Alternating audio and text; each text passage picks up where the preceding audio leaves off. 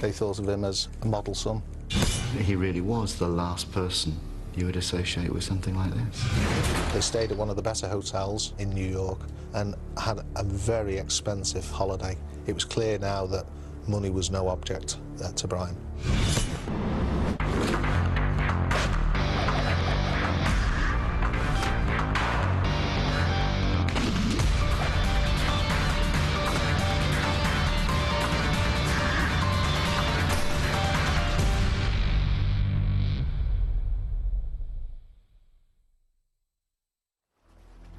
On Sunday, July the 25th, 2004, in a quiet suburb of Liverpool, public schoolboy Brian Blackwell kills his parents in an horrific attack at their home.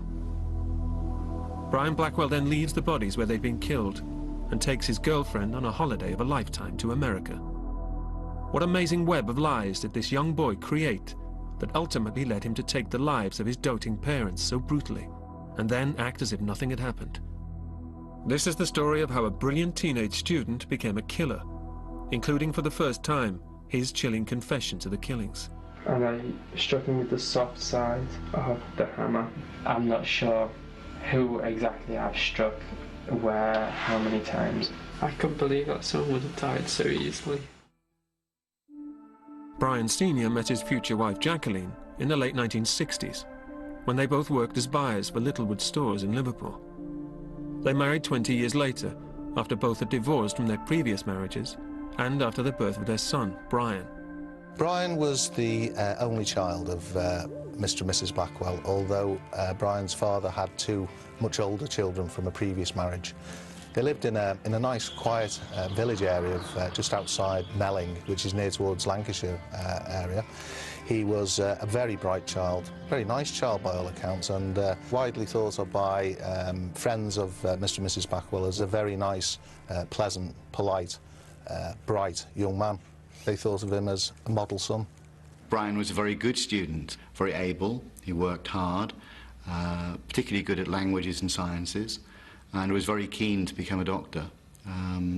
So I think right the way through his time with us, he was with us from year 8.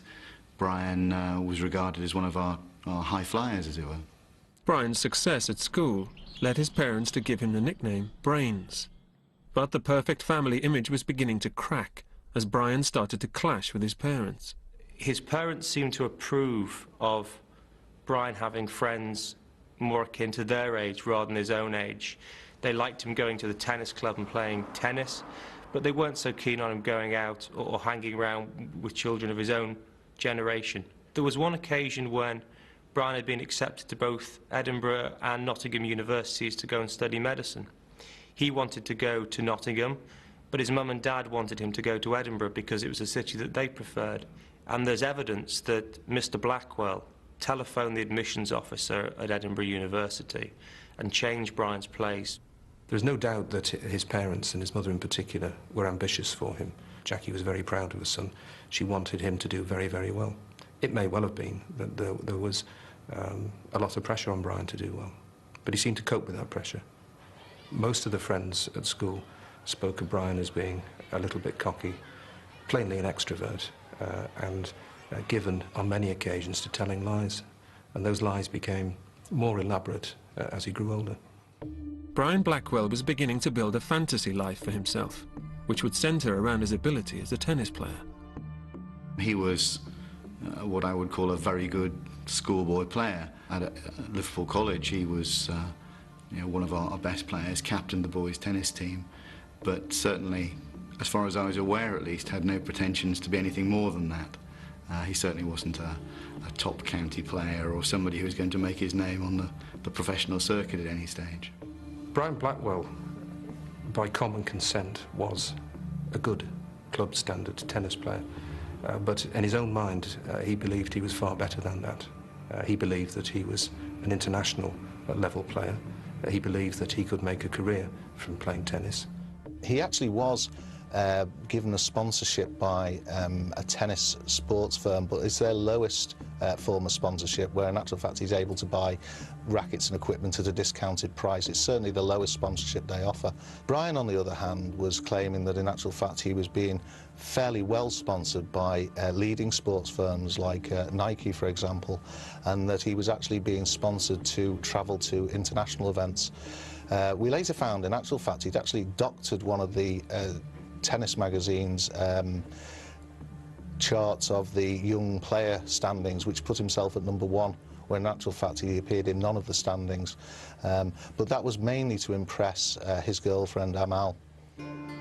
17-year-old Amal Saber was a fellow student at Liverpool College. She lived with her divorced mother, a doctor, and her sister in Childwall, South Liverpool. Amal and Brian became friends after meeting at school in 2001. Over 3 years, the relationship developed, and the two became very close, as she told newspaper journalist Danny Brooke.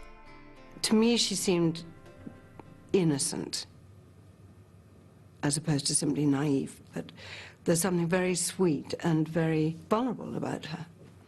Brian and Amal met each other at school. They wanted to go on and do the same things. They were studying similar subjects. They wanted both to go on to Nottingham to read medicine. Their friendship was very much based on an intellectual communication. I think they talked a lot about their dreams and aspirations for their future life. Brian seemed to want to impress her that above and beyond his intellectual capabilities, that he was also an extremely capable sports person who was going to be extremely wealthy in a very short period of time through sponsorships, and that this lifestyle that he'd invented for himself developed mainly, I think, at that point to impress Amal.